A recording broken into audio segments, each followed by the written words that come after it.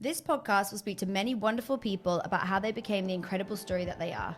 We are celebrating all levels, all industries, and all of the steps that come on the journey to get there.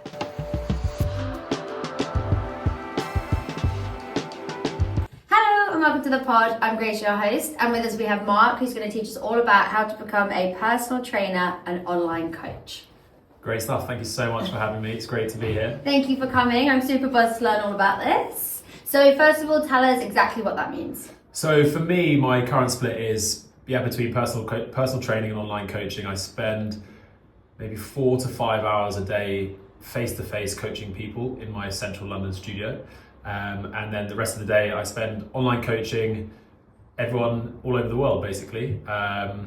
It's a great split, being kind of in front of people for half the day and then getting to be a bit more of a recluse in front of the laptop for the rest of the half of the day, but still having that FaceTime with people online with their check-ins towards the end of the week. So it's a nice little combination. Sounds super. And we're going to hear all about that, but we're just going to go right back to the beginning, and I want to know what you wanted to be when you grew up. From my earliest memory, I wanted to be a tennis player. It didn't last for too long, but I remember that was the first thing I wanted to be. That's cool. I was hell-bent on it for a while. I would play after school all weekend, probably, from the age of like 6, I remember playing kind of 10 hours, 15 hours a week. Oh my gosh. But I've always been involved in sports and recreation kind of since then. So I realized maybe professional tennis player wasn't quite the direction I was going to be able to go in. So I qualified as a tennis coach from the age of 16, which I did in the nice summers in between school and things like that. So yeah. That's really cool. I would have loved to have been into tennis and stuff. Were you good? I was. I enjoyed it. Let's say that. Okay. At one point, I thought I was good enough, and then the amount you have to play It's a lot. didn't quite have that in me. So I definitely went down towards the coaching route, and I think I've kind of realized early on that the kind of skills it takes to be an athlete versus the skills it takes to be a coach or a personal trainer are very, very different. So, personal trainer, you want your kind of be much more empathetic and be able to reason with people and understand and listen and coach. Whereas an athlete, you're a bit more of a lone wolf, you're a bit more driven, and you don't need, those kind of skill sets. So I'm glad I went down the kind of coaching route, and then since then I've always been involved in coaching sport or things like that. Yeah, That's really cool. Did you do it at uni? No, I didn't do uni. I went to become a scuba dive master in Australia. Again, being in front of a group of people was what kind of resonated with me. So yeah, I did that. That's cool. So you never went to uni? I didn't know that. That's true. I did go to uni for a semester. Right. And it lasted about that long.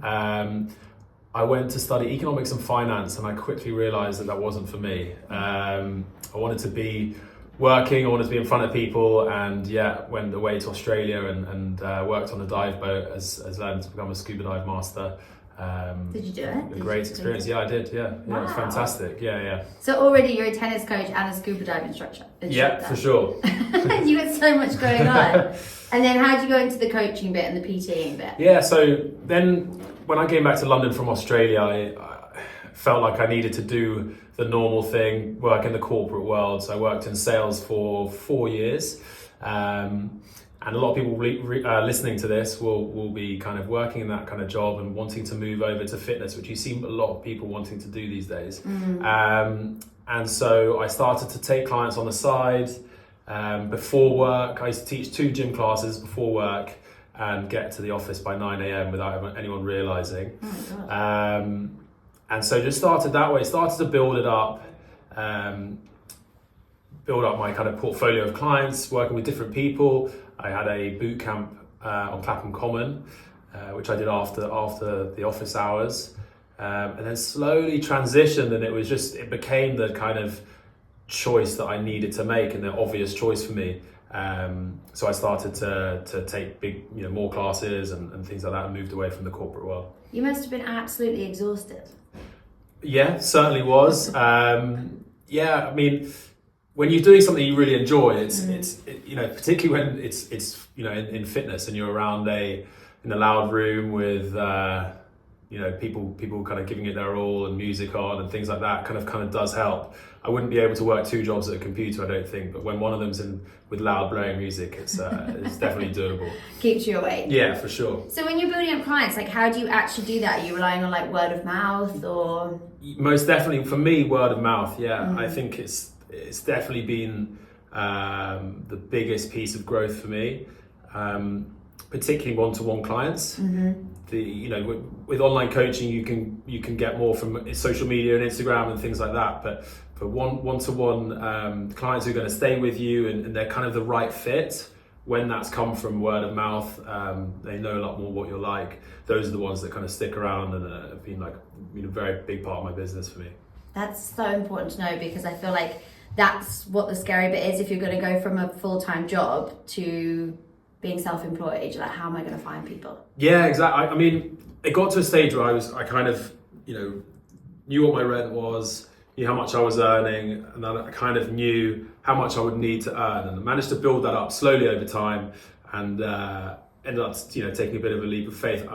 And then when I first started in the kind of fitness space, I was teaching classes, which is much easier. You can kind of get shifts here and there and the big blocks of classes, and slowly moved over to become a freelance personal trainer, which is, with my own clients, choose my own time, working hours and things like that. So it was a much easier swap than what it looks like on paper now, kind of working for myself, but it was a much more of a smoother transition, if you will, kind of from one business to another business. And now I work for myself, so it wasn't just one big leap of faith. Do you way prefer working for yourself than for someone else?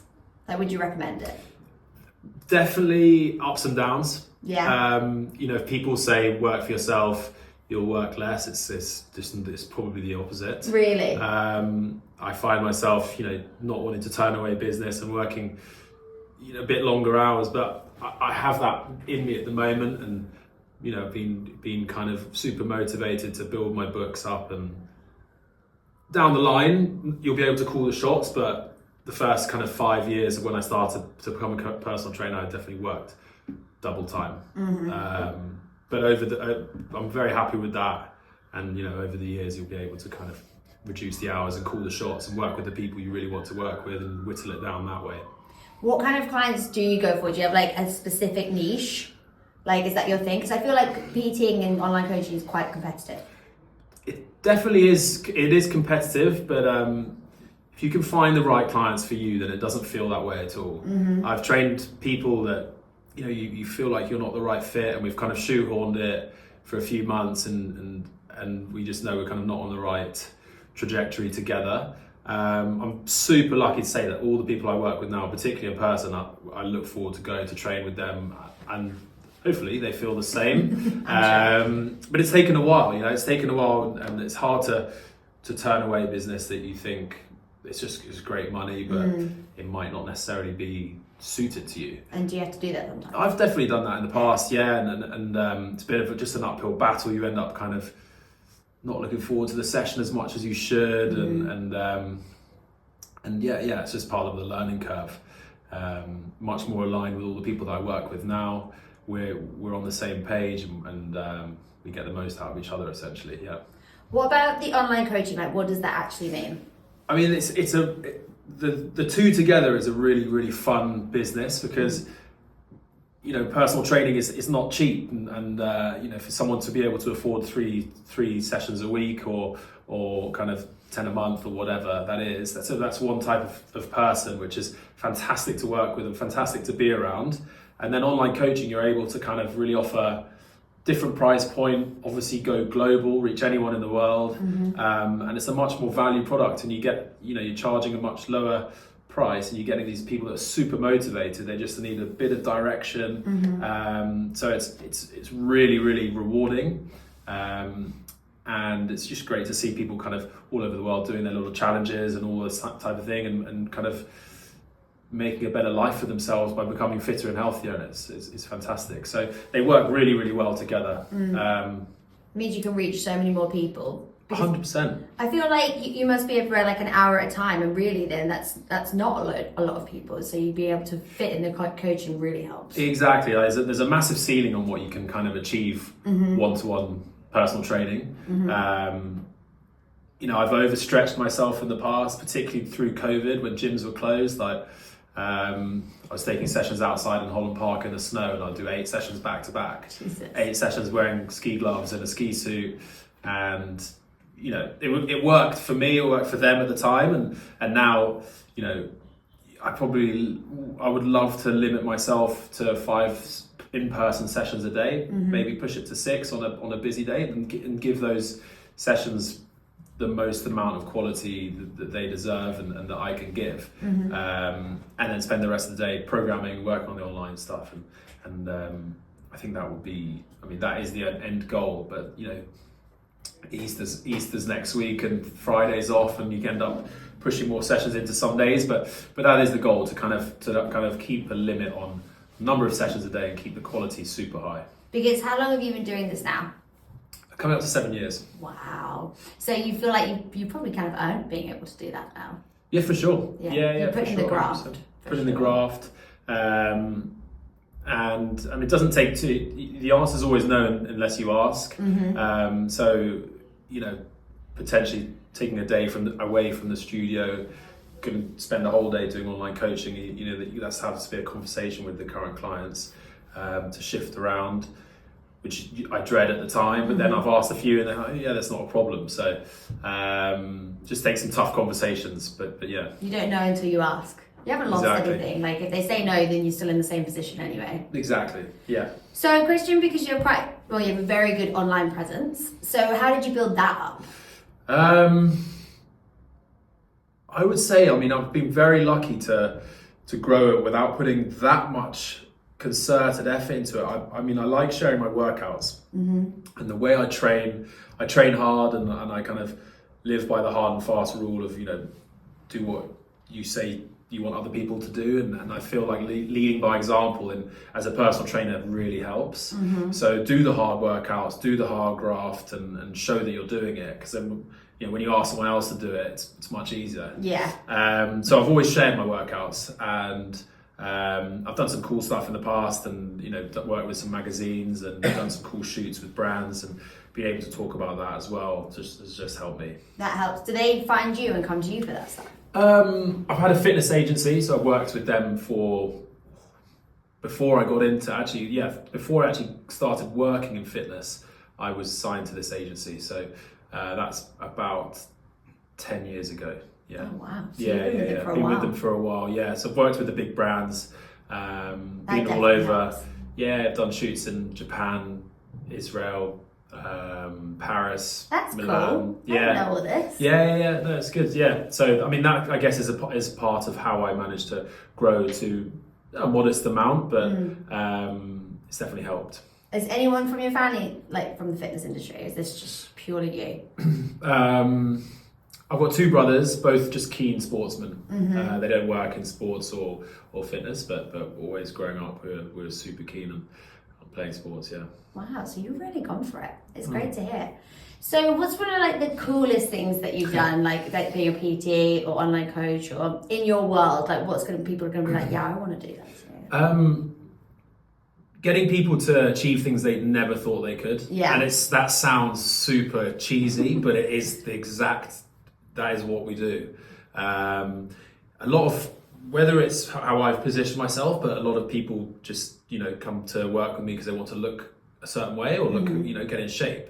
For me, first, it doesn't give me as much enjoyment. So, it's a very surface level goal, which doesn't last that long. If you get someone in the shape they want to in the summer, then it's hard to motivate them into the next level to keep pushing. Fitness is a lifestyle, and getting people to find kind of performance goals, get stronger, nail their first pull up. That's what's really, really rewarding, and that's kind of why I do what I do. It's the most fun. I've had a lot of people that I'm not interested in lifting this much weight, and I'm like, well, what if your daughter was here and she saw how strong her mum was? Yeah. And that can kind of tick a few boxes with people, and and things like that. Yeah. It's being knowing how to manage each person differently, because like I think fitness is such a personal journey, so you can't treat everyone the same. 100%. What works for someone, really might not work for another person, and I mean the 4 years I worked in sales definitely helps. You know, you're selling something to people. You're selling a program. You're selling the goal. You're selling coming to the gym. You're selling yourself. So you've really got to just find what gets people to tick. You know, it's part of the game, really. And you've got to be confident, surely, because 100%. you're face to face with someone for a whole hour. That's it. I mean, one of my clients said to me once, "I see you more than my wife," and I was like, "Well, I think you need to fix that first." Something's up there. Something's up there. But it is a big part of it. Like you can read all the books, read all the studies, learn everything about personal training, fitness, and if you're not great to be around, it might not work for you. And that's what I would say the biggest tip is to think about. Do you like fitness, and that's why you're going to get into it, or do you like helping people and working with people? Because those two things are very, very different. Yeah, that's interesting. It's the biggest part of it, and that's why, you know, I look forward to what I do each day. Like getting the most out of people really excites me, and finding out how people work is a really interesting factor. Because teaching a class and PTing is also very different. I feel like a class is not as intense. Yeah. But one-to-one is a lot more pressure. Yeah, I mean, a fitness class, a lot of people have very different ideas what a fitness class is. Yeah. Now the only kind of class I teach are on retreats, and I like to think that they get a kind of personal training touch in that class. Whereas a lot of classes, you know, in London are basically nightclubs with treadmills in, which is fantastic. Maybe once a week or however many, but they're very, very different skill sets. Whereas a fitness class could be a small group where you are still helping that person. You go around and you see everyone on a one-to-one level. But And sorry if this sounds wrong, because I'm not like you, but with fitness, to me, it seems like it's very samey. And does that not feel like it could get boring at one point, or do you see it as always changing? It's always changing. Really? Yeah, 100%. It is always, for me, it's always changing. As people age, it's always changing. There's new trends, but you know, like you said, the truth is that what really works, I think, is the classic. You know, is the strength and conditioning. The foundations of that do not change. But as you go through your training experience, things change. I've known now that, you know, getting a bit older, I can't train as hard as I would like to, as often as I would like to, and that recovery days and days away from the gym are so important. I used to be I thought I was bulletproof, you know, I could do as much as I liked. So now having to train a bit smarter is all part of the learning process, and you have to kind of experience it to know that as well. So yeah, it does evolve, and your training goals evolve. You know, you might be training for the winter and you know, wanting to really get some strength goals, and then the summer comes around and naturally you're going to be on the beach and you want to change that. But those, again, are surface level. But you know, more and more people now are getting into like competitive fitness, fitness racing, which is a really, really positive trend, because it wasn't here 10 years ago in its popularity as it is now. And now you're getting kind of later middle-aged people doing these fitness events on the weekend, and I think it's pretty epic. People feel like more that they can achieve stuff and less scared than they used to be. 100%, and it's more about the fitness than aesthetics. And you know, everyone will have an aesthetic goal no matter what. We'd be kind of lying to ourselves if all we cared about was winning a race. We do want to look good, but what's really kind of pushing to the forefront are these people who have with fitness goals, and that's what's really exciting, getting them over the line. Healthy as well, because 9 times out of 10, if you have a fitness goal, you're going to look pretty good at the end of it anyway. So it kind of goes hand in hand. Goes hand in hand for sure. So, like, you're at such a good place at the minute. What is a goal, or what's the future? What do you want to do next? That's a tough one. That's a tough one. I mean, I don't think I'm going to change drastically what I'm doing for a while. There's, you know, the way you get into the fitness industry is you do your level 3 personal training course, and that basically just legally means you can train people. Right. Doesn't necessarily mean you are qualified enough to train everyone. So more courses, more learning, more training different people, which is what I find, you know, really exciting, is trying to get someone of a different training experience with a different goal that I haven't trained before. And then down the line, you know, pipe dream, would love to have some bricks and mortar somewhere where I can train a small group from. Not a big gym, because I feel that would stress me out having to fill it, but somewhere where I could use it as a hub for my kind of online presence, as well as training some small groups. And that's London or outside London? Doesn't necessarily need to be London, no. Yeah, I mean, somewhere preferably a bit warmer than here might be good. But see where it goes. I mean, London has a fantastic fitness scene, and I'm not bored of it yet. And I'm probably one of the few personal trainers that their dream isn't to go to Dubai. So I'm going to stick with that. Having your own gym would be cool. For sure, having like a spot that's like yours. Spot. That would be the goal, to train some groups, and then build the online. So I'm launching an online group coaching platform called Method Training, which is quite an exciting prospect. It's just a way that I can reach more people and get more people into fitness and training consistently. That's cool. It's like more for the masses than like a one-to-one. Definitely more for the masses. Yeah, it's at a bit of a lower price point. Gonna have different levels, so you can, you know, come in and hopefully progress through to the kind of more higher training age or higher experienced levels. That's cool. Again, always learning, always starting new stuff. For sure. That's exciting. Yeah. Would you ever want to hire people? Like, would you want someone to work for you? Yeah, definitely down the line. I kind of am a bit of a perfectionist in what I do, and that kind of worries me about bringing someone on as would they have the same values. But if I find the person with the same values is going to add to my business, then 100%, and, you know, give them a kind of position in the industry where they can grow as well, then for sure. Yeah. Not just coaching people, but coaching people to also come into fitness. It must like go hand in hand a little bit. Exactly, yeah, potentially. You could definitely do that. With people that may want to be like self-employed, I feel like there's a lot of fear, like if you're off sick, if you get injured, like how do you manage all of that? Like, is there a plan, or do you really just have to go day by day? That is one of the biggest stresses that I have, so I'm not going to say there's ways around it.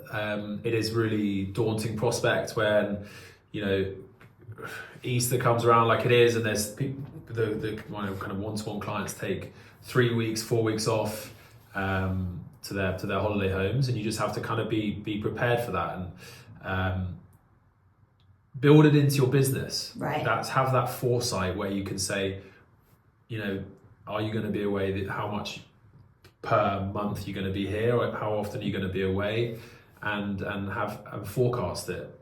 You've really got to be organised. You definitely have to be organised and ask the tough questions, and you know, it's definitely, it's your life at the end of the day, and it's your job. There's no one else going to be paying you for anything else. So these people that, if they're training with you regularly and they take more than kind of 20 days away from the country, then they kind of, it's fair enough that you work on them in some capacity when they're away, which is the easiest solution, right? Because I'll write you a program when you go away. Let's work on Zoom, which is not the most interesting to train someone over a Zoom call, but you know, if it's going to keep the bills going, then it will definitely work. You've got to be innovative and planning ahead. 100%, yeah. That's good and offer it, build it into your service, and have it in the contract, and it will be fine.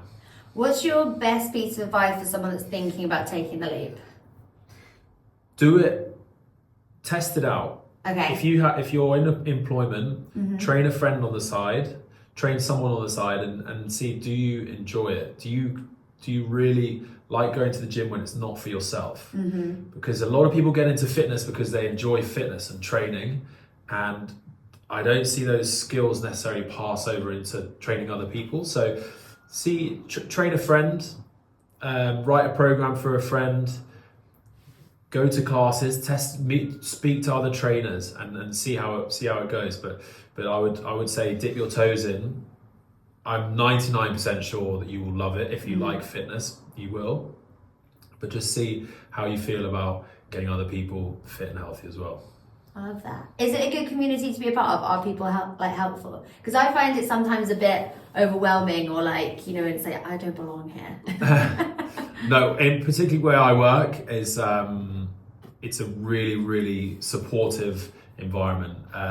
We're all freelancers where we work, so we all bring our own clients, and then we have a kind of clubhouse, we call it, up at the top, so we can bounce ideas off each other.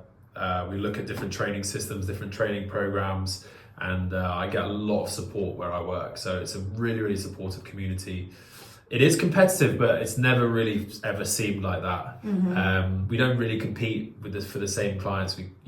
There's enough to go around. So even in this one environment with say 30 personal trainers, each one has their own niche, and each one has a type of clientele that suits them.